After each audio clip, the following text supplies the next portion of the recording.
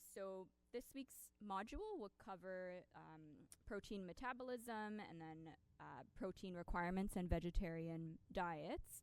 And then tomorrow we'll be talking more about the consequences of obesity. And that will be section 3 of this module, and it's the opening for a longer discussion around obesity that sounds like you'll be continuing into week 8 on body weight and weight management. So yeah, I just included a little bit of information about me. As you know, I mentioned I'm a dietitian. I actually moved from Vancouver to Toronto last summer, and so I don't know if anyone here is from BC or from Vancouver, but hello. And yeah, so I'm trying to get some more experience with teaching. It's something that I'm really passionate about, and so tomorrow I'll show this link again, but any feedback is welcome, constructive feedback too. I'd love to hear from you, on how you felt like things went. So please, when you get a moment tomorrow, please make sure to fill out some feedback. I've just included this here so that if you want to grab it right now for tomorrow. Okay, so we're going to begin the discussion on protein metabolism. So does anyone want to share what they think they might know about protein? Are all sources of protein equal?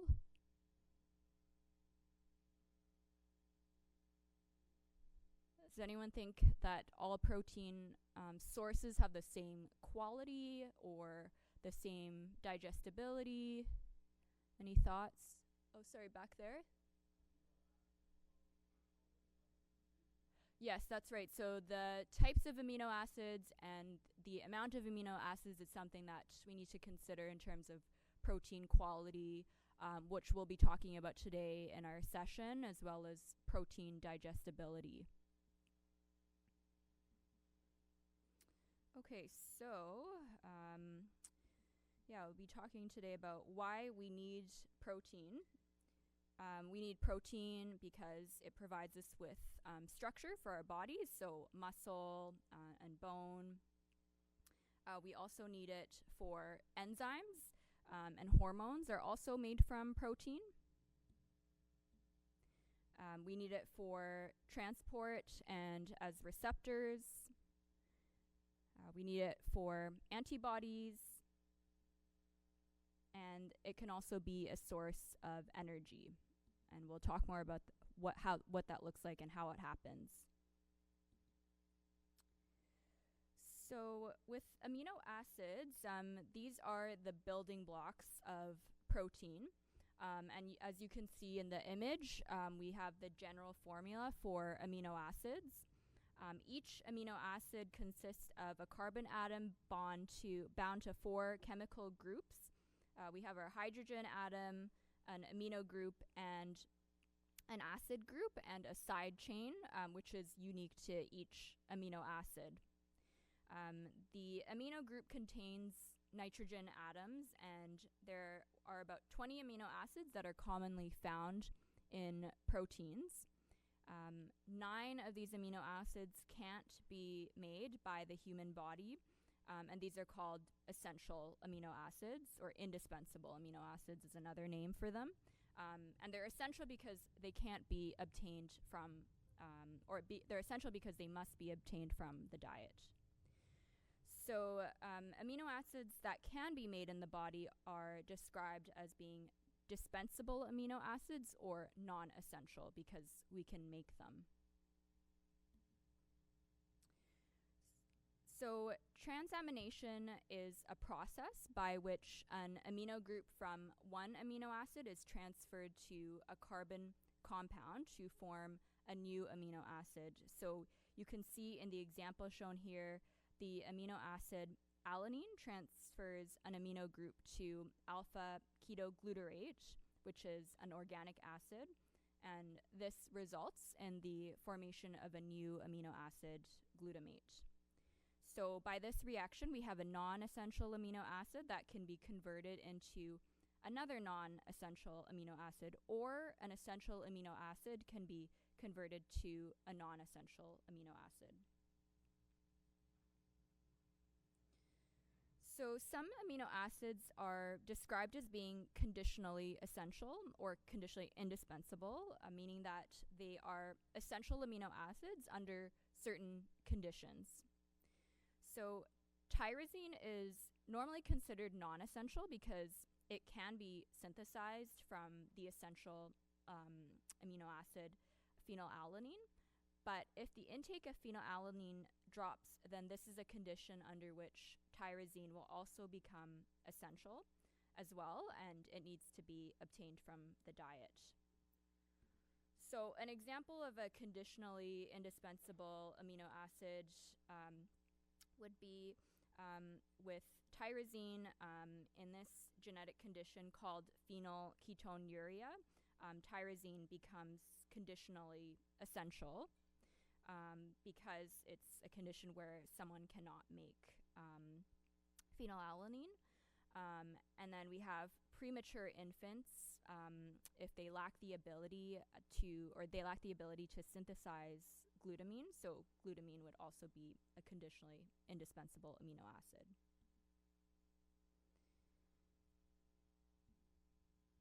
So here's a list of the essential or indispensable amino acids and the non-essential or dispensable amino acids. You'll see in the box here that you don't have to remember all of these, but you should remember the two amino acids, lysine and methionine, because of all the essential amino acids, or out of all of them, these are the two most difficult to obtain from the diet. So we have two forms of, two amino acids form protein, and they're linked together by a unique type of bond called a covalent bond, or a covalent bond called a peptide bond. And many amino acids linked together are called a polypeptide or a protein. So proteins have three-dimensional shapes, and that helps to determine their function. So this figure looks at the digestion of protein. Proteins are broken down in the digestive tract into either individual amino acids, dipeptides, or tripeptides. They enter the enterocyte via transporters, and more than one amino acid sometimes may compete for a single transporter. After they enter the enterocyte, dipeptides and tripeptides are broken down to amino acids, and these individual amino acids enter the bloodstream, and they travel first to the liver and then to the rest of the body. So we're going to look at the link between protein digestion and food allergies. Many people aren't always aware of this, but food allergies can arise when some proteins are absorbed intact. So this often can result in damage to the lining of the small intestine, and that results in the leakiness of the gut lining. So this can lead to an immune response. And when the food is consumed a second time, an allergic reaction can occur.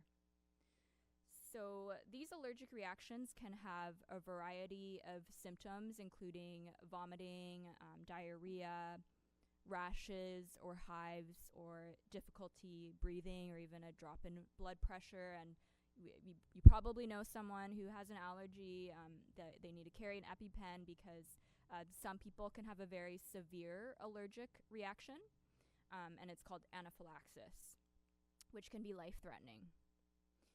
So there's also labeling regulations in Canada that have identified several common allergens whose presence must be indicated on a food label. And you can see here egg, milk, mustard, peanuts, fish, sesame seeds, soy, tree nuts, wheat. These are some common food allergens that do require labeling.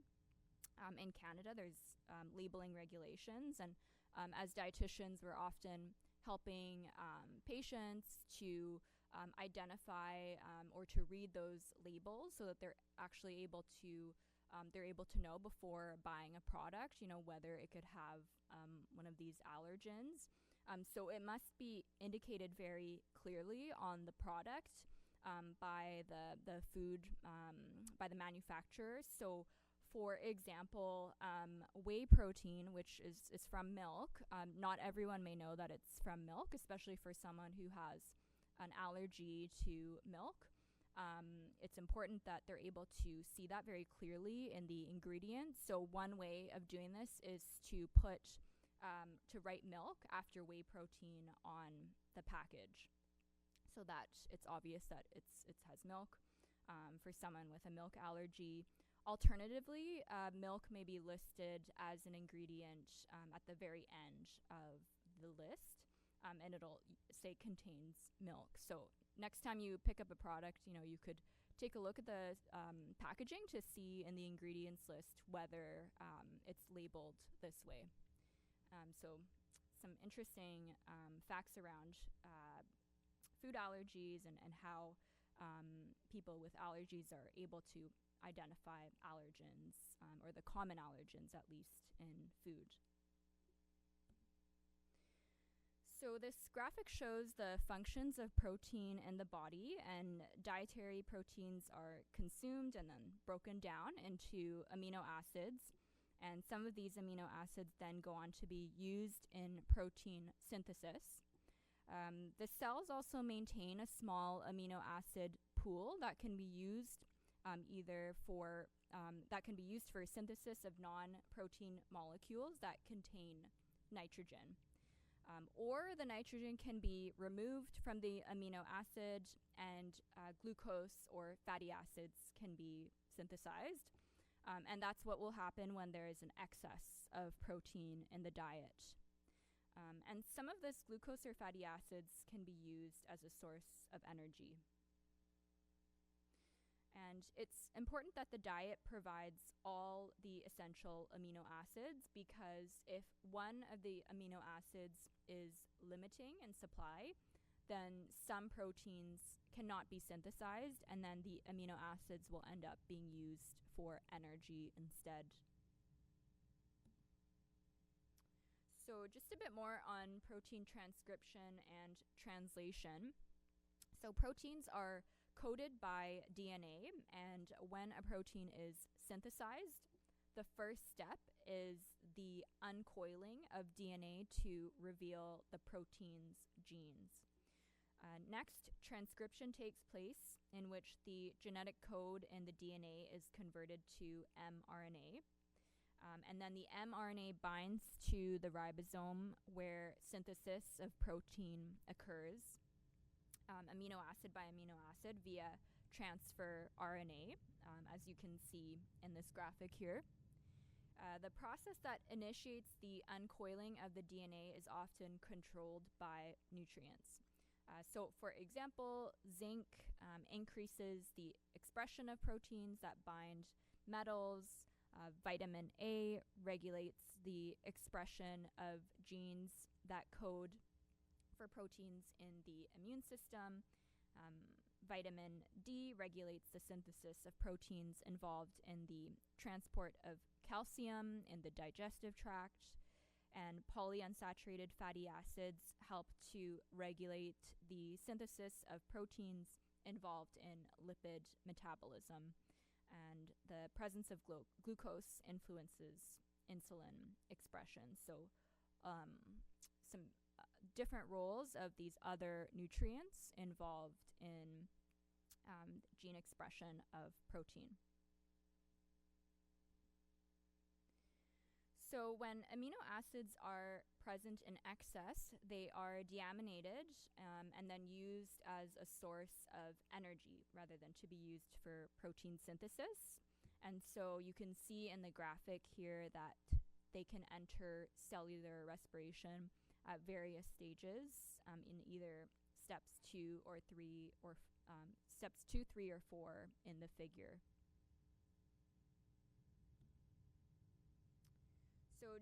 condition produces ammonia, which is actually toxic, especially if it accumulates in the blood. So for this reason, ammonia is converted to urea in the liver, and the urea is transported via the blood to the kidneys, where it is excreted in the urine. So as I mentioned at the beginning, there's many functions of protein in the body listed here. So we talked about structural proteins, enzymes, transport proteins, protective proteins for skin, for antibodies, contractile proteins, for example, muscle, hormones like insulin, fluid regulation, and pH regulation. So we're going to talk a bit more about protein deficiencies, or when there is inadequate intake of protein. So that can happen in two forms. So these are more of the extreme. There can be inadequate protein with other consequences, but these are more on the extreme end. So one of the diseases is called kwashiorkor. And this word actually refers to a disease that the first child gets when the second is born. And this is because what can happen is once the second child is born, the first child would be, if they've been breastfeeding, would be weaned off breast milk, and then is provided a high carbohydrate diet. So that means that even though the diet is providing enough calories, if it's low in protein, this deficiency, kwashiorkor, can happen. And it's characterized by this swelling in the belly. I'll show you a photo in the next slide. And the swelling is caused by fluid accumulation in the tissue. So normally you would think that with a deficiency, you might expect that someone looks very slim, or they have muscle wasting. But in this case with the belly, it's swollen. And this is because there is fluid accumulation in the tissue, because there isn't enough protein in the blood to provide the osmotic pressure required to draw fluid into the tissue, or from the tissue into the blood. And then the swelling can be caused by lipid accumulation in the liver, because there isn't enough synthesis of lipoproteins. The second type of protein deficiency is marasmus, which is caused by starvation when there isn't both not enough energy and not enough protein. And this results in muscle wasting, and if untreated, it can be fatal.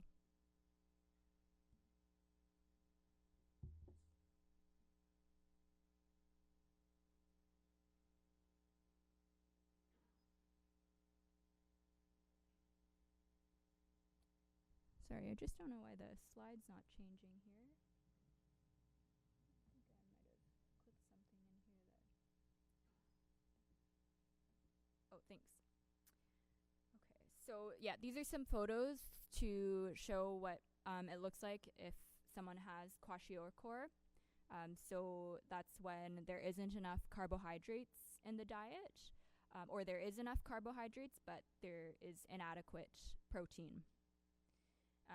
And then we also have marasmus, which is characterized by low protein and low energy intake, or inadequate calories. And you can see it's quite extreme, but there is this really severe wasting of the muscle that happens with this condition.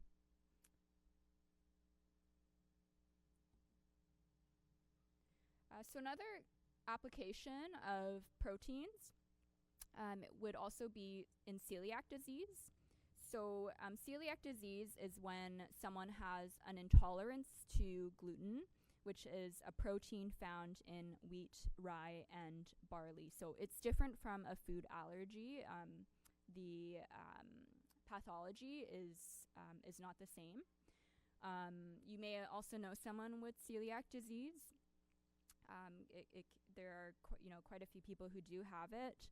It is an autoimmune disease where gluten, which is the type of protein, causes the body to attack the villi of the small intestine.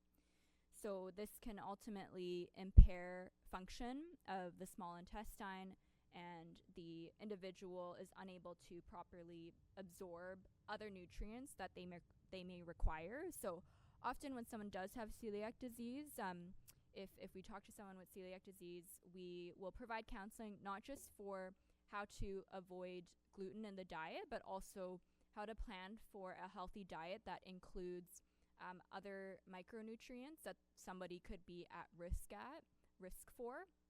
And this includes iron, calcium, fiber. Someone may need to really try to make sure they're getting those in their diet with avoidance of gluten-containing products. So celiac disease is diagnosed by the detection of antibodies. So that's through a blood test.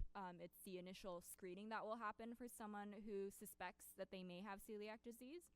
And then there's a biopsy of the small intestine to confirm damage to the villi. So that's usually done after someone screens positive for these antibodies in the blood test.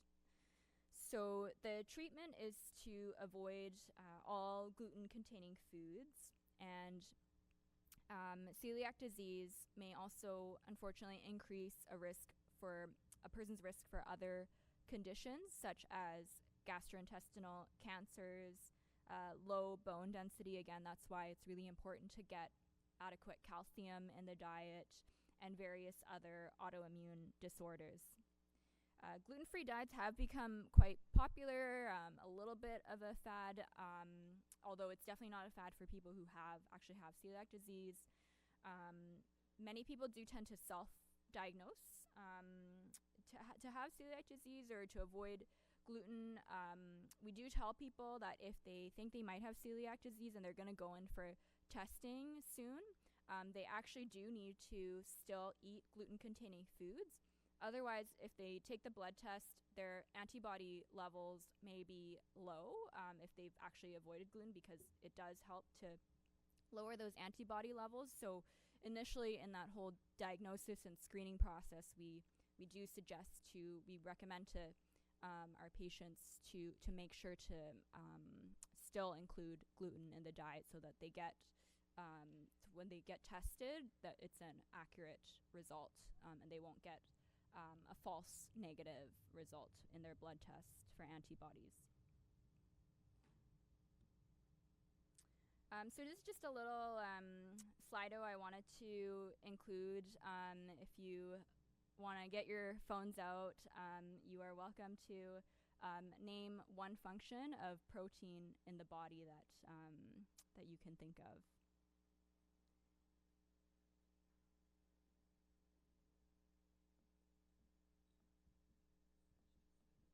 Yeah, I'm just going to try to open up the link here. Okay.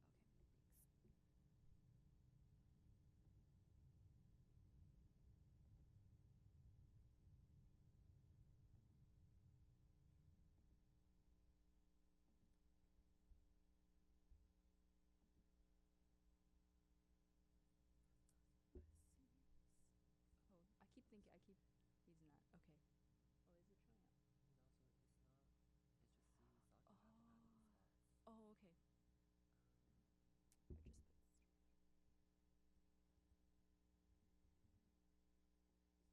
I just put this. Oh, sorry. I keep using. Oh, is it because it's not? Oh, okay. That's strange. Or it doesn't show it on the screen? Or does it's not showing on the projector though? Oh, okay.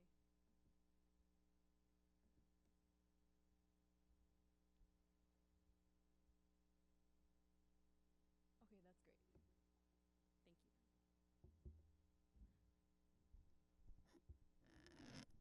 Okay, great. Well, thanks everyone for submitting your responses. I see here enzymes, yes, source of energy, structures, maybe maintaining muscle, building muscle, pH regulation, transport proteins, so and providing energy, structural support. So great, thanks for submitting your responses there. I can tell that you have been paying attention, hopefully not just going back to the slides. So we'll just return to the presentation now. I might need some help with switching back. Thanks. I think that's the only one where I'll need a different screen.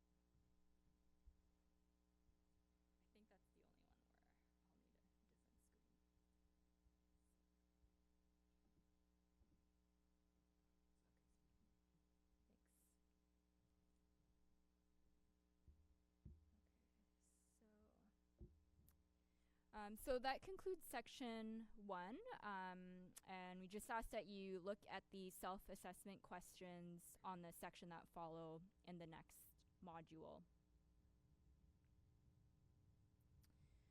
So moving on to section 2, we will discuss protein requirements and some of the benefits of vegetarian diets. So we're going to talk about one way to determine protein requirements, which is nitrogen balance. So historically, the recommendation for protein intake were estimated from the amount of protein consumed by healthy working men in the general population, which led to quite high recommendations of about 150 grams per day. So that's very high, and most people don't need that much, or a lot of people don't. More recent recommendations for protein have been based on nitrogen balance studies. So protein is the only macronutrient that contains nitrogen, and therefore one can essentially measure the intake and excretion of protein. Intakes are measured based on dietary intake, and excretion refers to the losses of nitrogen that can be measured in the urine, the feces, skin, sweat, hair, and nails. Grams of nitrogen are measured when multiplied by 6.25, which provides a pretty good estimate of the grams of protein consumed or excreted. And nitrogen balance refers to a situation when nitrogen intake is equal to nitrogen excretion. So it's assumed that when someone is in nitrogen balance, their energy needs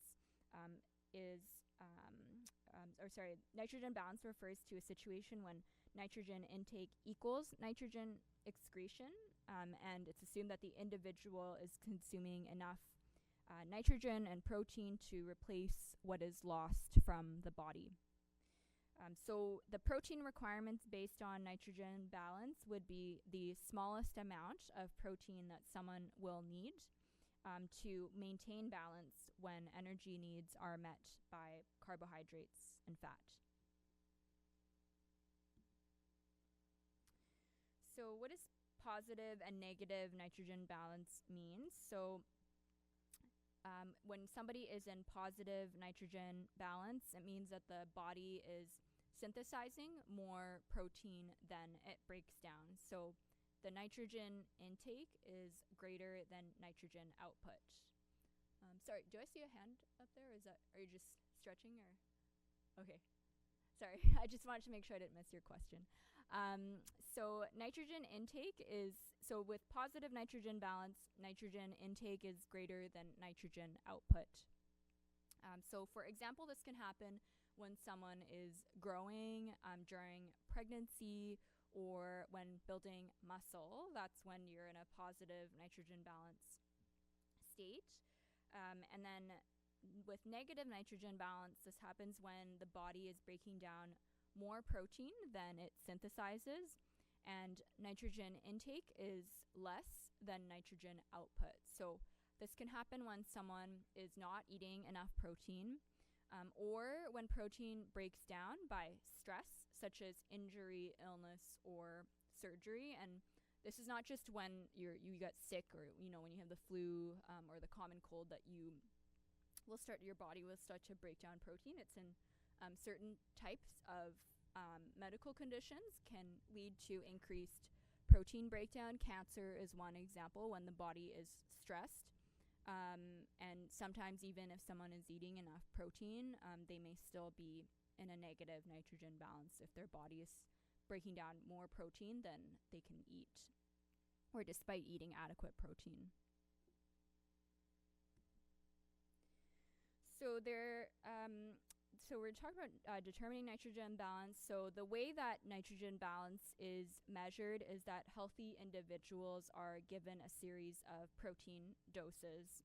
So in healthy individuals, the body excretes a relatively fixed amount of nitrogen in the urine, feces, and skin as part of normal metabolism. And at the lowest doses of protein, where intake doesn't meet the requirements, the nitrogen excreted exceeds the intake. So in this situation, the body is breaking down its own proteins to meet metabolic needs and to make up for the low intake. So that's when somebody is in negative nitrogen balance. And then the minimum intake that that balances with nitrogen excretion is considered the best estimate of protein requirements. So at higher protein intake, nitrogen balance is maintained, but more nitrogen is excreted than at the minimum intake that meets requirements. So using this method for adults, a protein requirement of 0.8 grams per kilogram has been determined.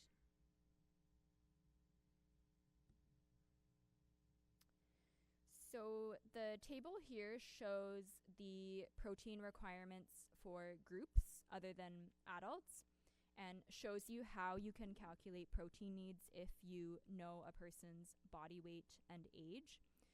You'll recall from earlier lectures that protein was also defined by the AMDR as between 10 to 35% of calories. Oh, sorry, is there a question back there?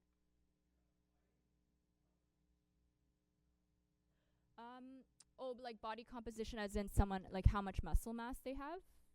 Oh, that's a good question. So this requirement of 0.8 grams per kilogram, it's just meant to be kind of like all-encompassing for the general population. And it is also hard to actually measure someone's body composition. Like we don't always, when we talk to patients, we don't actually have those measures to take that into account. But that's a good question in that this number of 0.8 grams per kilogram, it's the protein requirements for each individual may vary. Someone may need more than 0.8 grams per kilogram per day. In fact, a lot of people do, because there are so many other factors other than sort of this blanket recommendation, like activity levels, like if someone is sick, we talked about. I'm just trying to think of what other situations.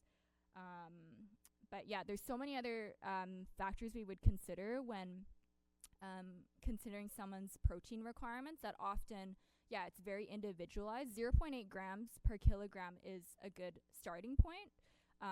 But there are other things that we would consider to adjust someone's protein intake. So yeah, I think that's a really good question about the body composition, because we don't really always know about someone's body composition. But I'm just thinking too, like when we in the hospital, there are people who may not have the extreme level of protein deficiency that I talked about, but some people do actually have some muscle loss, and in that case, we would adjust the protein requirements so that they're higher. So in a sense, I guess we do consider muscle composition in that way, but it's not so exact. Yeah? Oh, sorry, did you have another question? Okay, great. Yeah, so just going back to talking about the AMDR, so we know that the 10 to 35% of calories, it's a very broad range because it allows for, again, different dietary patterns and different personal preferences. So, going back to how there are many other factors that we consider when helping someone to determine their protein requirements. 10% of calories may be enough for some people to meet their protein requirements based on the 0.8 grams per kilogram of body weight. Again, it really depends on the individual. And then protein intakes greater than 35% of your calories are usually not recommended because, especially for some people who obtain protein from animal sources, this can result in a high intake of saturated fat. So someone, for example, is maybe eating a lot of red meat or eating a lot of cheese, more than they require, or above the 35% calories. This may not be best for their health. And it can also displace other nutritious foods from certain carbohydrate foods. Like fiber is very important as well. So we want to avoid replacing those nutritious foods with too much protein. But it is definitely important to get enough protein. And the Canadian diet typically averages an intake of 17% of calories from protein. So as noted earlier, a healthy person with adequate protein intake will be in nitrogen balance, and there will be situations where negative nitrogen balance arises, and this is often, as I mentioned, during illness or injury, when body proteins are being broken down and excreted. We also see it for people who go into major surgeries. After surgery, many people do need more protein to facilitate healing, especially of the surgical wounds. On the other hand, there are situations where an individual can be in positive nitrogen balance, or the nitrogen intake exceeds the nitrogen excreted, and this is because dietary protein is used to synthesize proteins in the body beyond what is required for normal metabolism.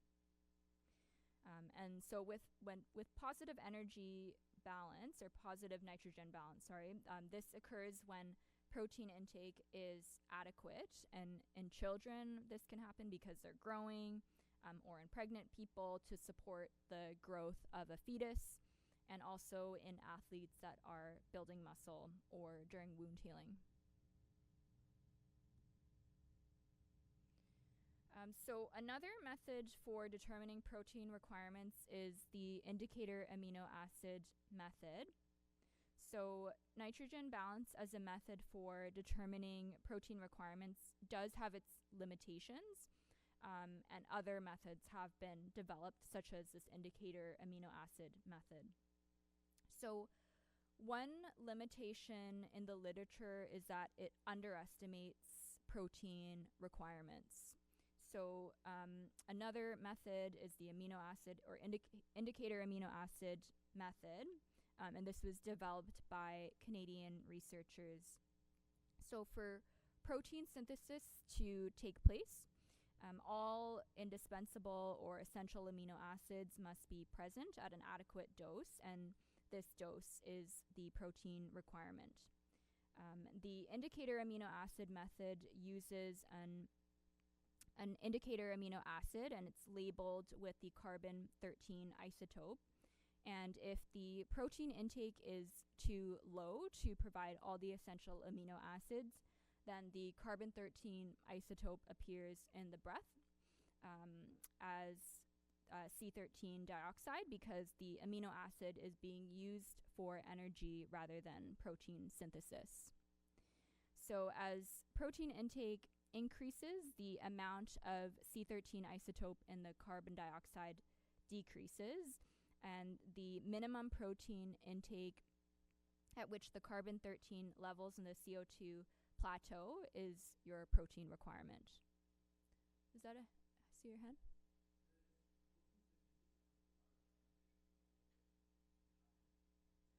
That's a good question. Does protein synthesis, so your question is, does protein synthesis require energy? I'm not quite sure of the exact pathways involved in that, whether it does require it or not. Yeah, I would maybe ask Dr. Lar about it, because yeah, that's not something I'm too certain about. I don't want to give you the wrong answer. By the way, these slides have been developed by Dr. Lar, and so I can speak more to like the clinical application of nutrition. But if there are more specific questions regarding the nitty gritty of how these requirements were developed, I'll try my best to answer. But I may also defer you to ask Dr. Lar just to make sure you have the right information.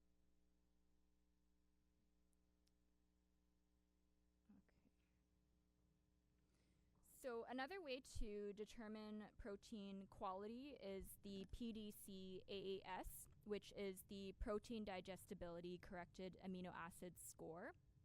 So protein quality is a measure of how good the protein is at providing all the essential and indispensable amino acids. So I think somebody mentioned at the beginning that's something that needs to be considered, whether if all proteins are equal or not, the amino acid profile.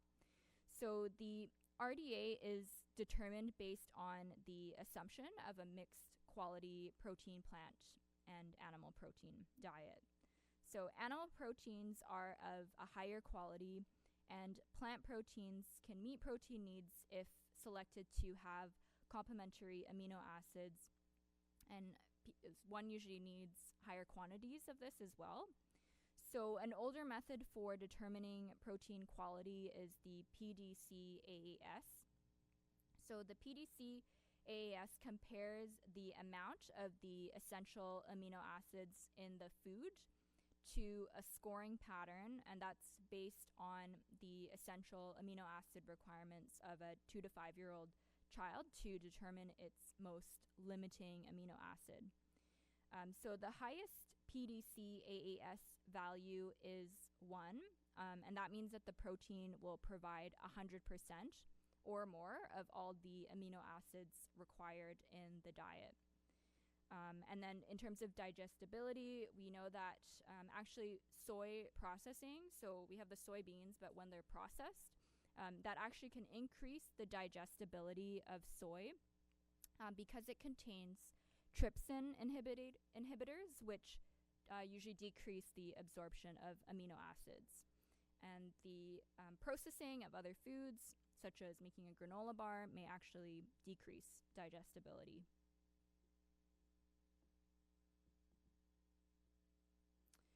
So just a graph illustrating some examples of the PDCAAS values for various different protein foods.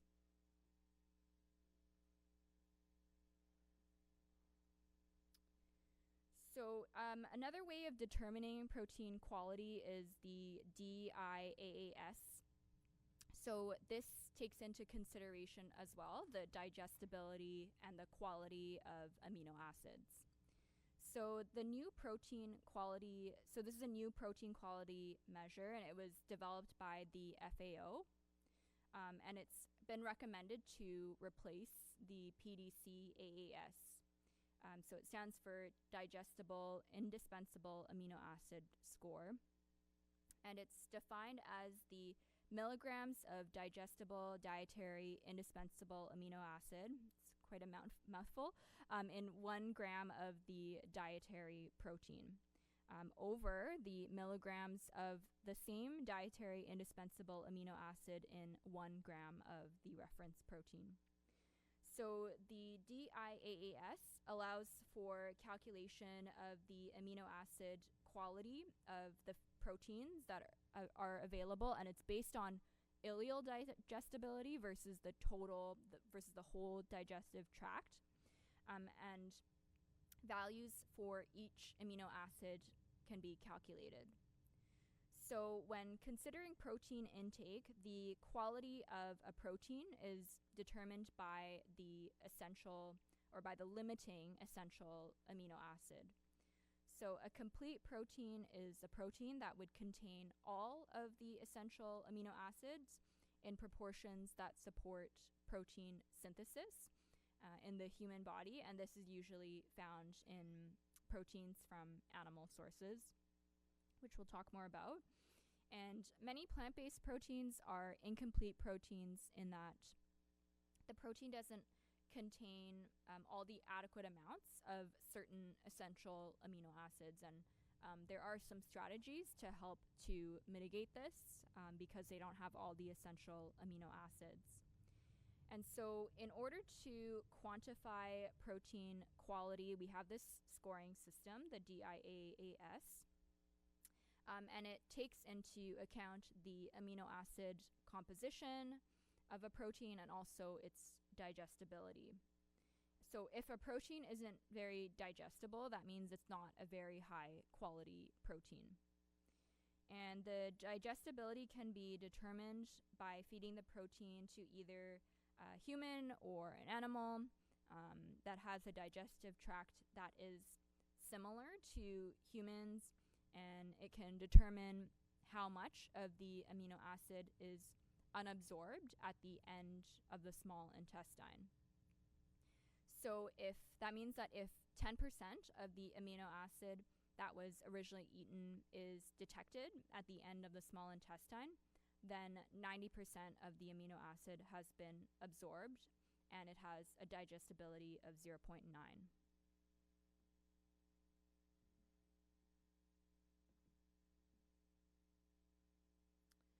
So this table shows you how you calculate a digestible, indispensable amino acid score for a protein. So you can see on the table there are only 4 of the essential amino acids, but it would require a full calculation of all the indispensable amino acids. So the first step in calculating an overall score for a food protein is to determine the amino acid content in the protein. So you can see that in column A. And then also to indicate the ileal digestibility of the protein. So that's shown in column B. So you're going to take the product of the first 2 columns, A times B. And then the amino acid content is compared to a reference protein, and this represents an amino acid pattern that meets the requirements at different points in the life cycle. So unlike the other method for determining protein requirements, there are reference points specific to the life stages. So in this case, we see here we see the reference protein values for older adults or older children and adults and adolescents. So for each amino acid, a ratio of the food protein amino acid content to the reference protein is determined. So it's a formula. It's, again, A times B, the first 2 columns, over C, the reference protein. And this is called the DIAA reference ratio.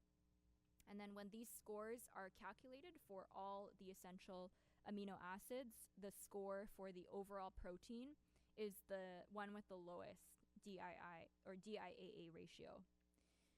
So that means a DIAA greater than 100 indicates a good quality protein, and this system was determined by the Food and Agriculture Organization.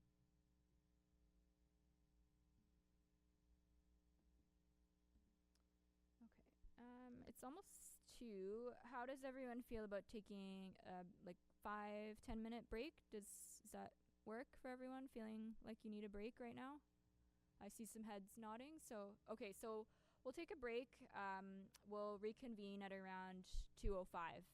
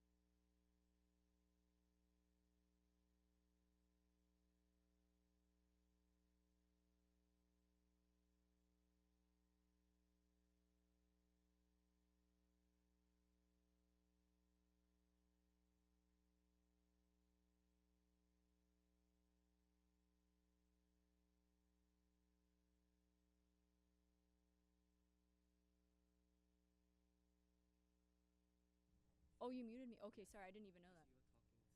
Oh, okay, thanks for doing that. Okay, sorry. Apparently, I was just on mute before. But yeah, I was just saying we are back now to continuing on with learning about protein. So just to summarize the information about PDC AAS and DIAAS, again, quite a mouthful. Just to compare and contrast the differences between them. To summarize what I've talked about them. So the PDC AAS, it estimates the digestibility across the entire digestive tract, whereas with the DIAAS, it measures the digestibility at the end of the small intestine. So where it's measured is different because the sample source of the PDC AAS is the feces, and then DIAAS, the sample is at the ileum, so again, at the end of the small intestine. And the PDC AAS is thought to overestimate protein quality, and so that's why having the DIAAS may be more accurate in representing the protein requirements, or the protein quality, sorry. And then we know that in terms of scoring for the PDC AAS, the maximum score is 1, whereas for the DIAAS, it can exceed 100. So another way to look at protein quality or to measure protein quality is by the protein rating. And this is a system used by the Canadian Food Inspection Agency. So a protein rating system is based on animal studies, and it's used by, again, the Canadian Food Inspection Agency. And it is, the protein rating is a product of the grams of protein in a reasonable daily intake of that protein. And then the protein efficiency ratio, which is determined by animal studies. So you can see in the formula, the protein efficiency ratio compares the weight gain in animals that are fed a test protein and to the weight gain of animals fed a reference protein. So for labeling purposes, if a food has a protein rating greater than 20, the claim a source of protein can be used. If it has a protein rating greater than 40, then an excellent source of protein can be placed on the label. So yeah, with these, with having more context and understanding of the labeling on food products, it can be really interesting actually with, probably with a lot of the knowledge that you've gained through this course, to actually look at a food package the next time you're at a grocery store and see how you may not have noticed that some products say there's a difference between just a product saying a source of protein and a difference between an excellent source of protein. So these are regulated, protected terms through the Canadian Food Inspection Agency, who's involved in the regulations around labeling food products. So that really helps to make sure consumers are informed, especially if you do have this background knowledge around how labeling, how the labeling is set.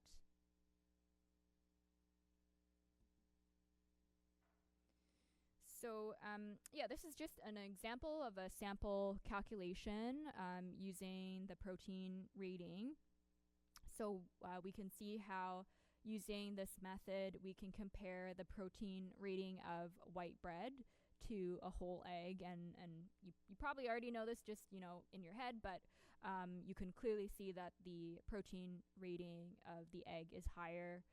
It would be considered an excellent source of, or excellent quality protein.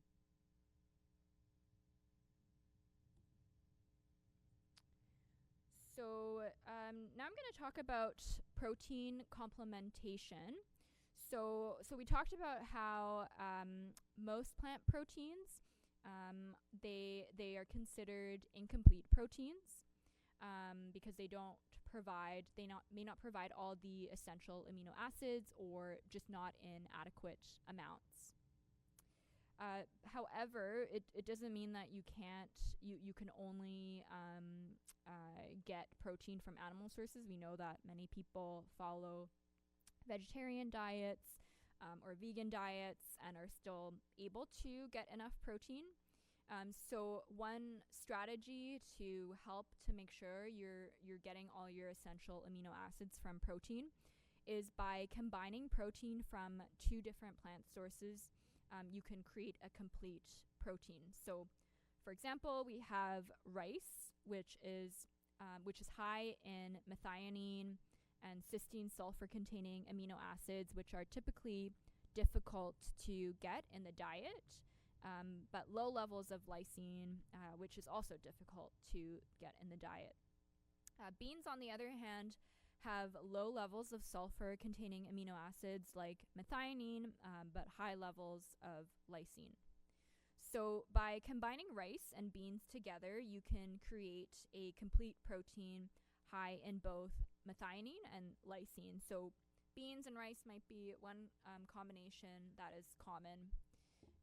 And when we talk to people about getting enough protein, especially for people who follow a more plant-based diet and are getting protein from plant sources, we do talk about some aspects of protein complementation, but the focus really is when we give advice around getting enough protein and getting all the amino acids is more so not just the combination, but getting a variety of different sources of protein throughout the day. So naturally, these combinations, the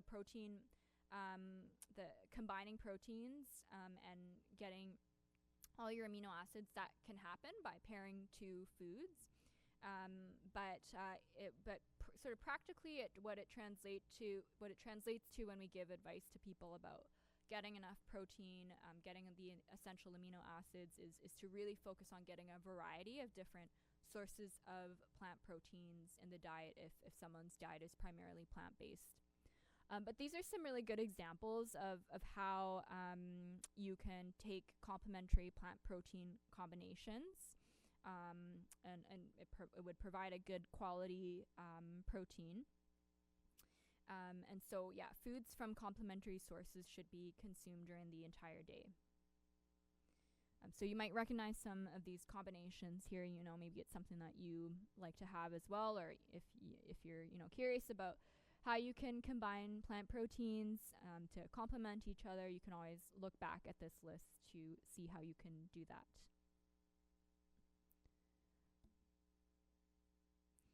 Okay, so yeah, I alluded to vegetarian diets, and so vegetarian diets can fall into several categories. So we know that there's many different ways that people follow a vegetarian diet. People who follow a vegetarian diet may not consume any animal products, or at least partially not consume any animal products that involve especially the killing of an animal. So many people choose to be vegetarian for ethical reasons, for environmental reasons, which we will talk more about. We know that lacto-ovo-vegetarians don't consume fish or meat or poultry, but will still have eggs and milk because it can be produced without killing the chicken or the cow. And then vegans, on the other hand, will avoid all animal products. So when someone chooses to follow a vegan diet, it's definitely possible to still meet your nutrient needs. So there are some nutrients that people who do follow a vegan diet that they may be at risk for, just because some of these nutrients are more common in animal-based foods. But if someone wants to follow a vegan diet, it is possible to still meet your nutrient needs. There just may be a bit more planning involved in getting used to buying certain foods if someone's just starting out. So some of these nutrients that someone is at risk would include, of course, protein, knowing that many food sources of protein can come from animals, and as we talked about, the protein quality may not be as good with plant-based foods, but we know that people who are vegan can still get enough protein from soy-based products. So there's tofu, edamame is also a great source of protein. There's also now a lot of, with just the increased popularity of vegetarian diets, there are more items that are processed that can still be part of a nutritious diet that are good sources of vegan protein. So I've seen alternative meat alternative products on the market that are soy-based as well, and soy protein can be a nutritious source of protein, and is also found to have benefits for heart health as well. Legumes, so lentils and beans are also a good source of plant-based protein. We have nuts and seeds, and grains can provide some protein, and some vegetables would provide protein, but we would not really typically refer to it as a source just because it's not very high in protein. Another consideration for someone who is following a vegan diet would be vitamin B12, because B12 is found in a lot of milk products and animal products as well. So B12 is also one that's more commonly starting to be added to foods or fortified. So you may see, again, a lot of people, it seems like, there's certain trends when it comes to diet and nutrition and the type of products that are being sold at the grocery stores. But one example would be like alternative milk products. It's always good to check if you are not certain, because not all alternative milk non-dairy beverages are, but soy beverages or almond, oat milk, these drinks may have B12 added to them. And then nutritional yeast is another one. I don't know if anyone's tried nutritional yeast, but it does have kind of like a cheesy type of taste. So some vegans will add that as maybe not a replacement for cheese, but may use it in recipes that are meant to replace cheese, or you can put it on popcorn and it tastes pretty good. And that's fortified with B12. And then we have calcium as well. So many people don't actually realize that tofu, when it has calcium added to it, so it's usually the extra firm tofu that has calcium in it. There are some vegetables that have calcium as well. And then again, the non-dairy milk beverages may also have calcium and vitamin D added too. But with those products, you just want to double check to make sure it has been fortified, because not all are. So we have vitamin D, and then iron is another nutrient of importance when it comes to vegan diets, because as a lot of people may already know, but iron is found in a lot of animal products like meat, chicken, and fish. And so it is still possible to get enough iron on a plant-based or on a vegan diet as well with these sources. But people usually often need double the iron requirements, just because the iron is not as well absorbed from plant foods. And then zinc is another one that's found in many animal products as well. And then we have omega-3 fatty acids, which many people may get from fish, but you can get it from these other plant sources as well, like walnuts and flaxseed and even canola oil. So I planned a little activity for everyone just to wake you up, hopefully. I know it's afternoon and kind of getting into that slump phase. I know I tend to get a bit more tired in the afternoon. But I thought it might be interesting to do a little role play. So if you can, for this activity, I want you to imagine that you have a friend that finds out that you are taking a nutrition course. So they're, trying to ask you some questions, or they see you as, an expert, and they tell you that they want to switch to a vegan diet and ask you how they can make sure to get enough protein and get enough high quality protein. What would you tell them? So what you're going to do is hopefully, there's either someone that you know, or you might meet someone new today. Turn to the person next to you and choose who asks the question and who answers. So someone will be the friend who asked the question about how to get enough protein and through a vegan diet, and then the other person will be sort of the expert in this case, And then if there's time, you can switch roles, but I'll give you maybe about 5 minutes or so to do that, and then we'll come back as a group, and you can feel free to share your response. So you can do that now.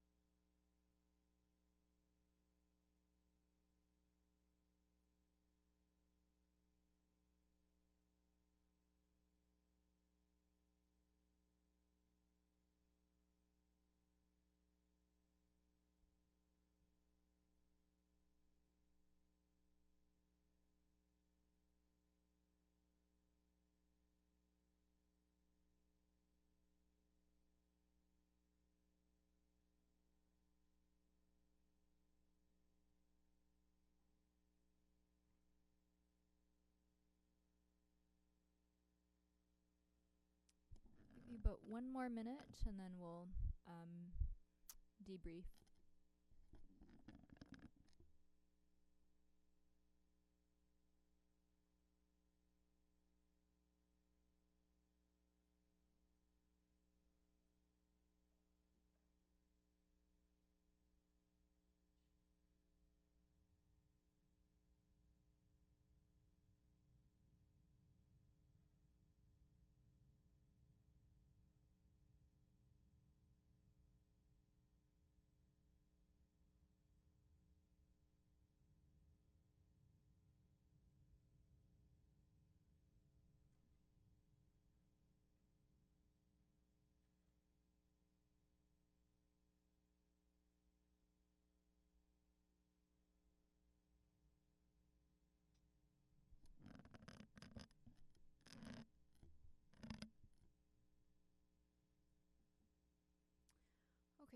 We will bring it back now.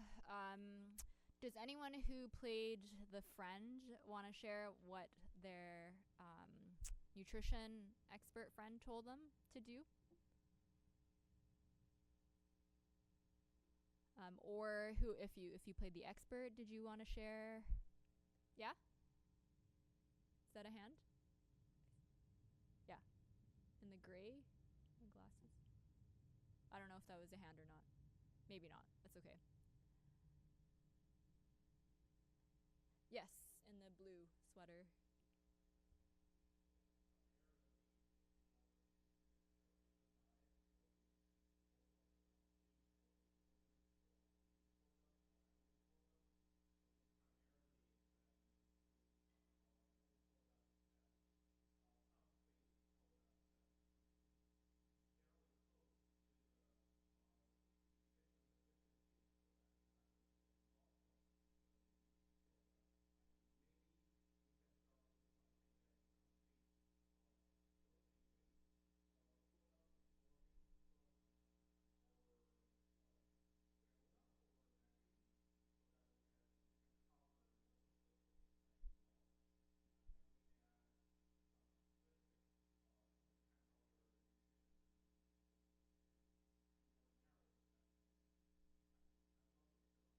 No, I think that's a great response. So you covered around how you want to combine complementary sources of protein, like the soy and other plant-based foods. And then, like you mentioned, you want to still make sure you're meeting your nutrient requirements for the other nutrients that you're at risk for when you're on a vegan diet. So, yeah, great answer. Yes.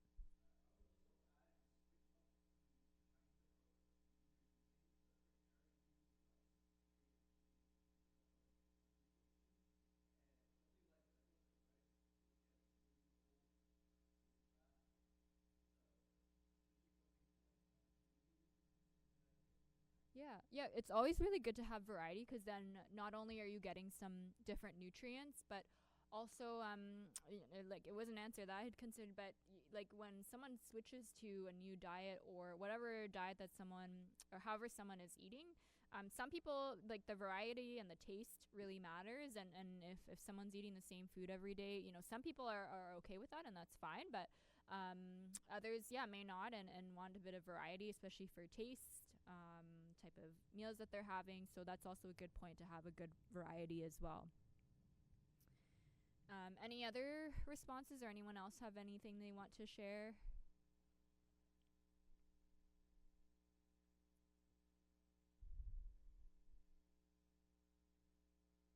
Okay.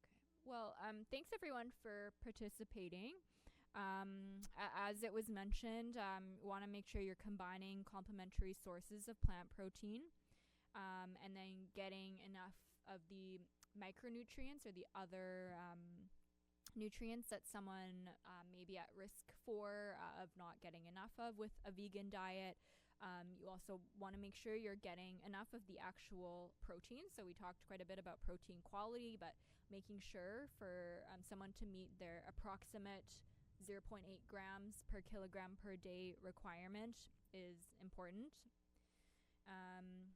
So yeah, I hope that activity helped you to think a bit more and recall, what are some important considerations when it comes to following a vegan diet.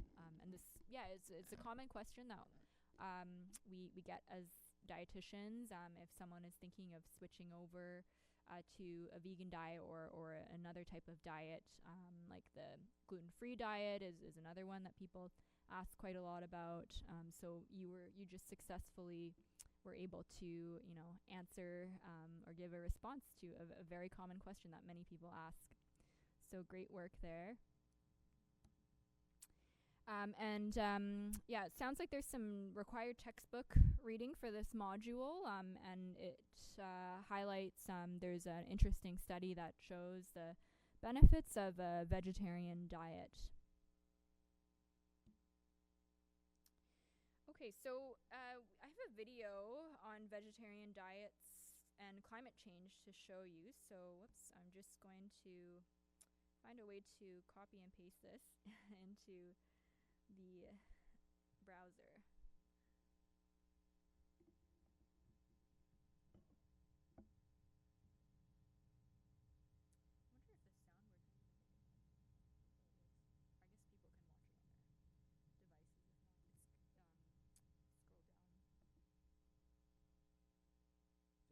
This video? Yeah.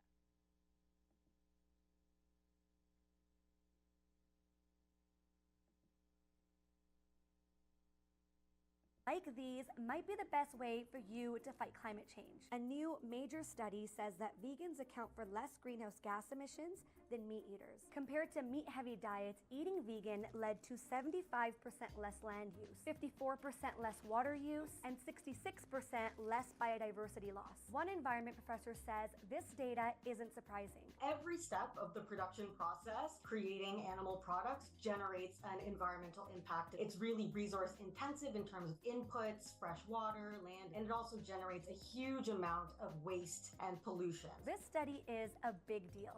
Vegans have said for years that their diet is better for the environment, but earlier research relied on scientific modeling. Researchers say that didn't always capture true diets, but this study uses data from real people. It looked at the diets of 55,000 people in the UK, and it used data from some 38,000 farms in 119 countries to account for the differences in food sourcing and production. It brings a little bit more strength in the conclusions. As Canadians, we could do a much better job about thinking about what we eat, thinking about what the implications of what we eat are, and where and how those things are produced. People are looking for ways to lower their carbon footprint as climate change gets worse. At least 6 million Canadians already eat a low meat or meat-free diet. The study's researchers say that more people need to drop animal products to reduce emissions faster. Diet change is something we can all incorporate into our lives to reduce our impact. And studies like this are important to show the general public that we can all make a difference. Critics say some plant-based options aren't that sustainable. Almonds, for instance, can be produced with a lot of water. Foods like avocados are often imported far from Canada. And even if grown locally, chemical sprays and fertilizers are often used. You have to be sure on what you're getting, where it's come from, and how it's produced if you want to be sure to change your footprint. This study proves that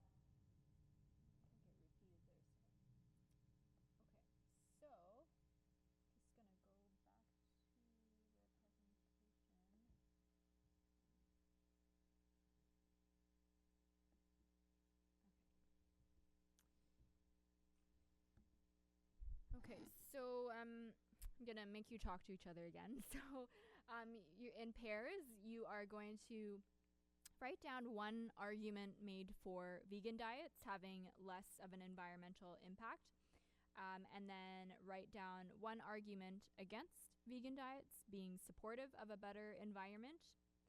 And the last question is, what do you think about the policy recommendations made at the end of the video? So again, I'll give you maybe about 5 minutes or so to talk that through, or with another person, or if you want to do it on yourself, by yourself, you're welcome to do that.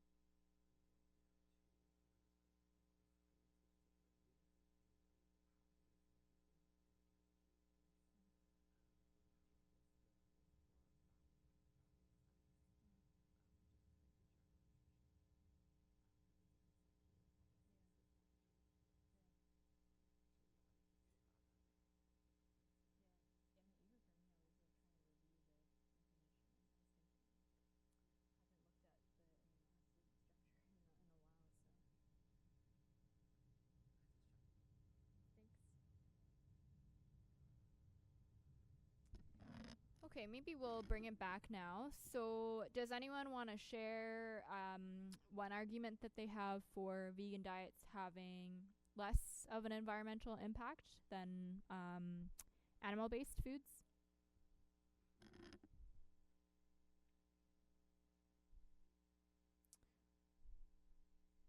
Oh, sorry. Yeah. Did you say less greenhouse gases? Yeah, that's one reason.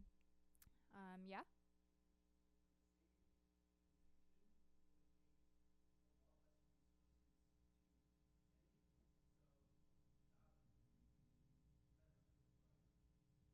So less resources to get it, like transport it, you mean, or like processing?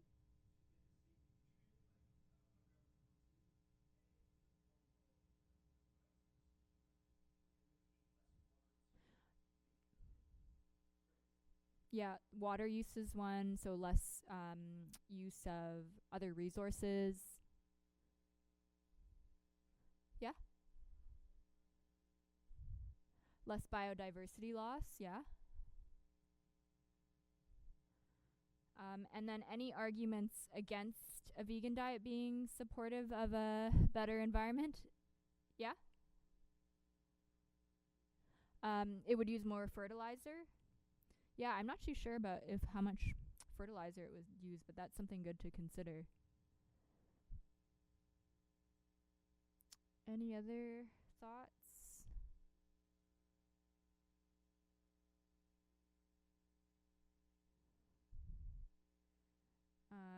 Any thoughts on the policy recommendations made in the video?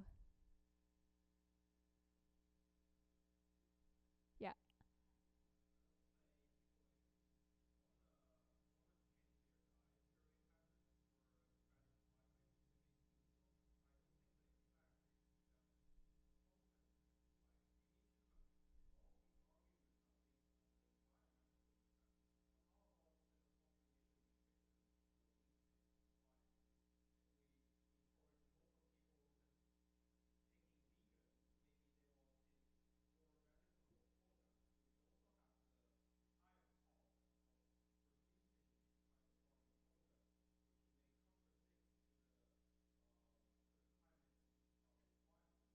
Mm-hmm.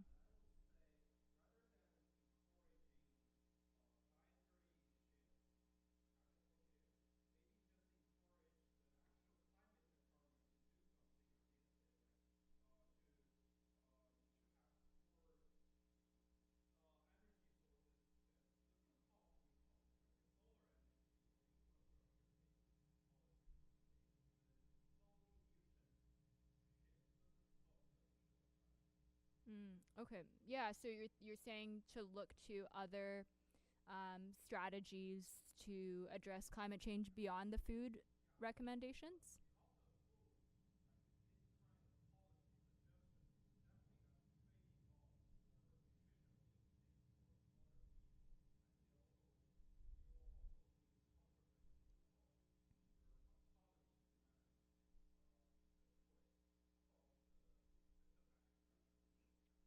Yeah, that's a good point. When it comes to policies that address societal issues like climate change, nutrition, there is the balance around what would be what would be best as recommendations for the population, but also from an ethical perspective, considering people's autonomy, like you said. And when it comes to food recommendations and the environment, I think there is some more awareness around the impact of the diet and the environment. But ultimately, we of course want to make sure it's up to people's decision, or it's their choice in deciding what types of foods they have. And as you said, there's some nuances with the implications of suggesting someone eat certain types of foods, especially when we consider cost and food access. Some plant-based foods or some more nutritious foods can be more costly, and so it really depends on the individual's situation. These kind of blanket recommendations for everyone to follow a vegan diet wouldn't be appropriate, but it can be helpful to provide some education or awareness, around, even if you're not going fully over to a vegan diet, to incorporate some more plant-based foods, both for health and for the environment.